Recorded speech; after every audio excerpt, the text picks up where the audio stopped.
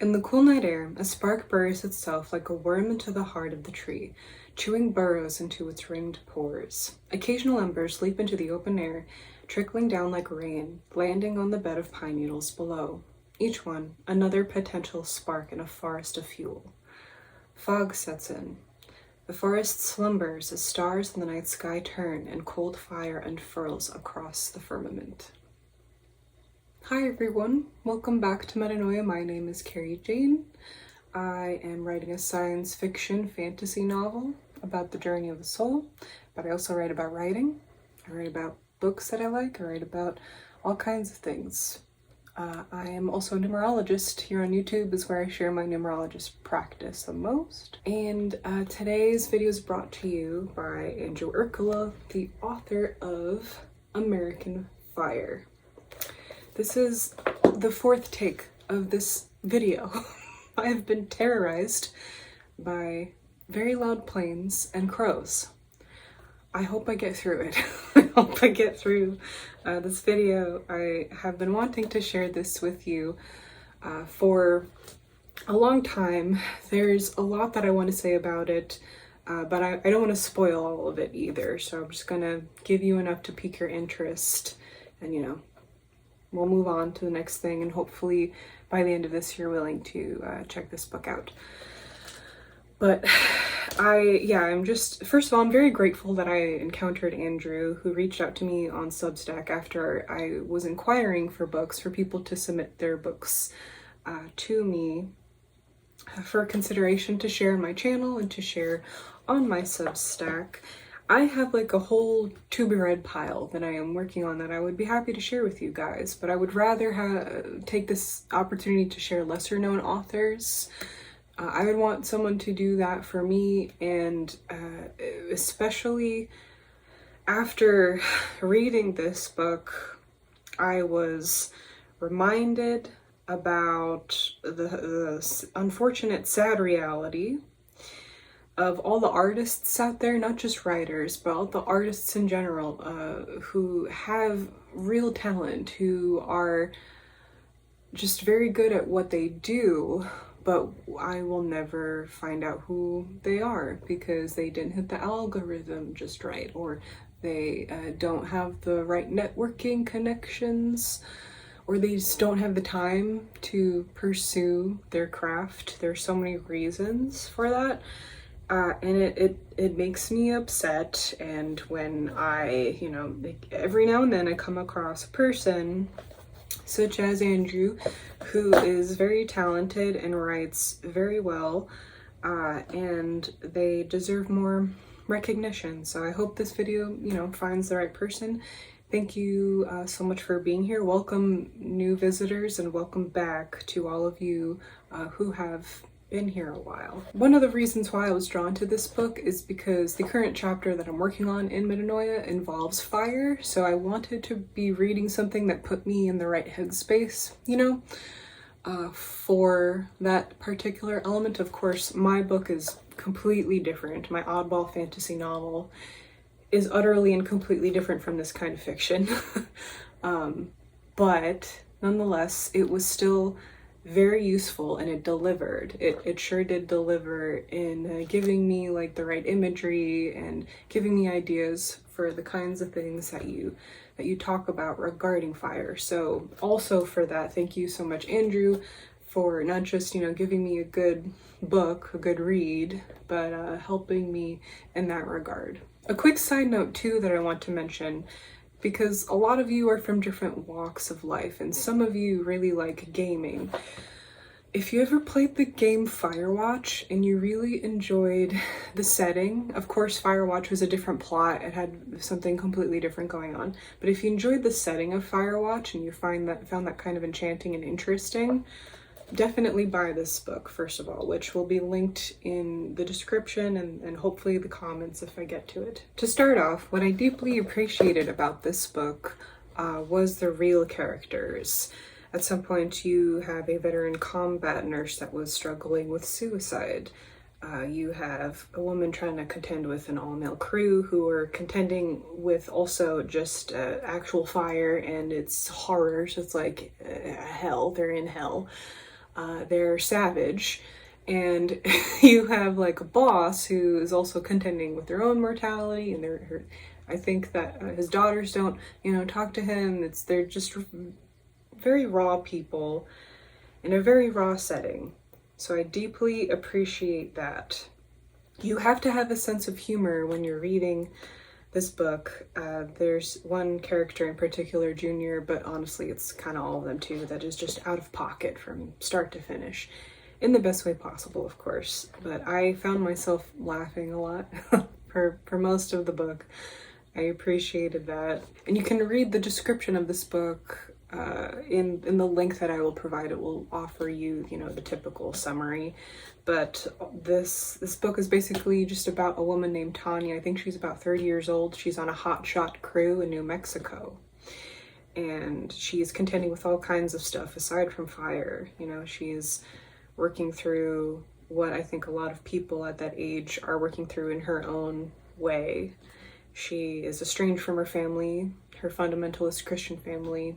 She has this cabin in the woods that she bought that is at risk of burning down.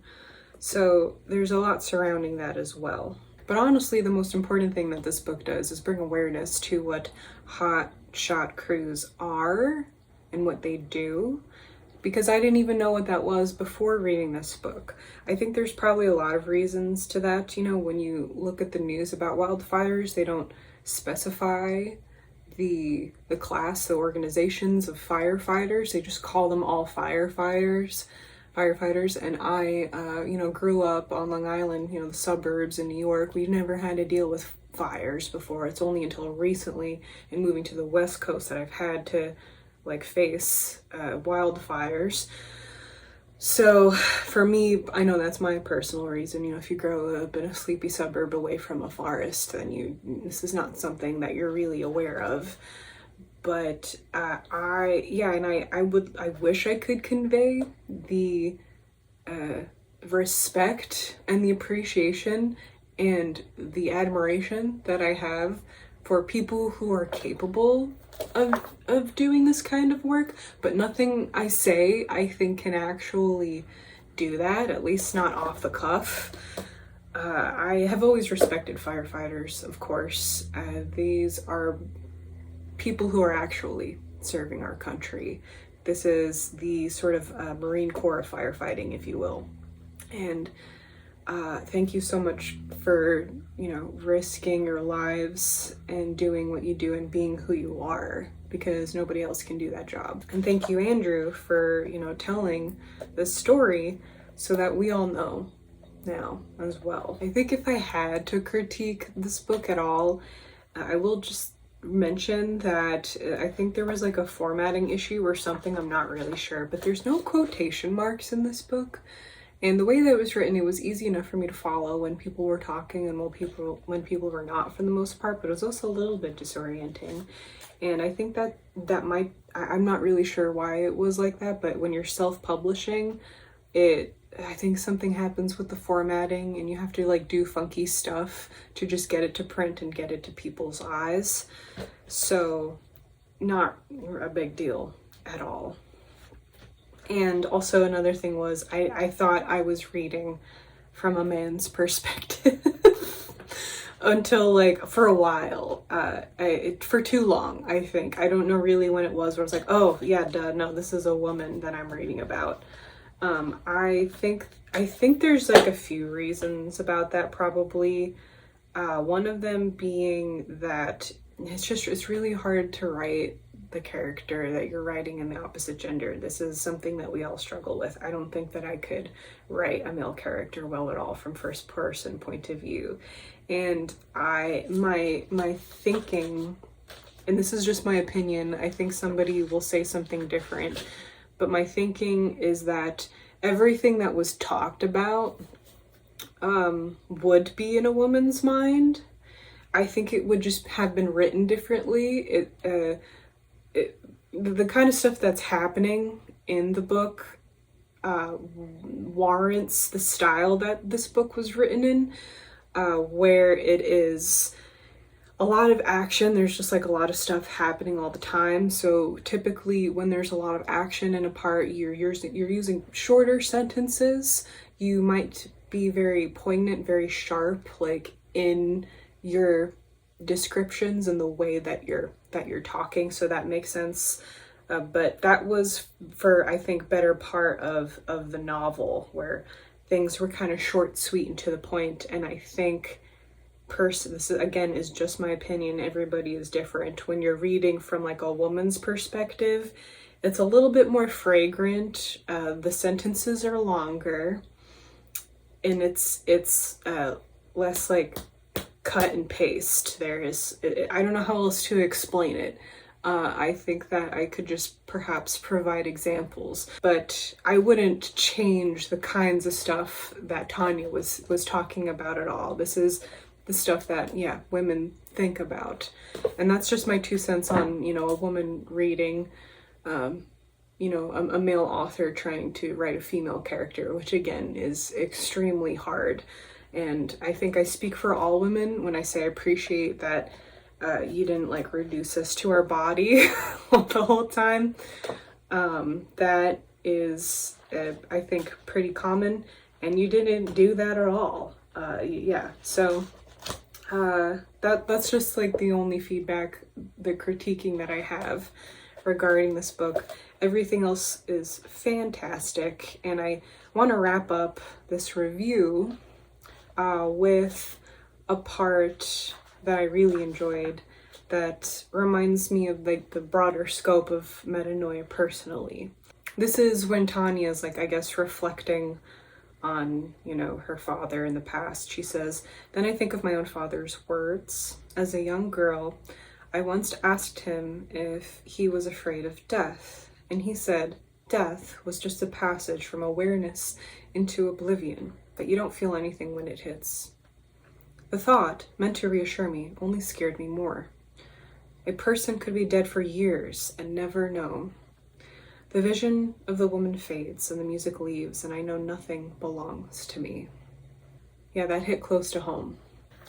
I like a lot of, I don't know how you would say it, like themes regarding death.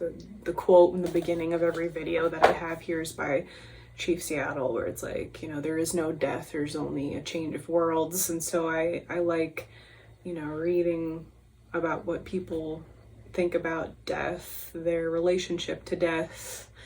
And so whenever it comes out in a book that I'm reading, I deeply appreciate the perspective and everything that goes along with it. So yeah, check out the link, read the summary, the snippet for yourself, see if this is something that you want to pick up. And thank you so much for taking the time to be here and watch this video. I will see you all very soon. Take care, happy reading and happy writing.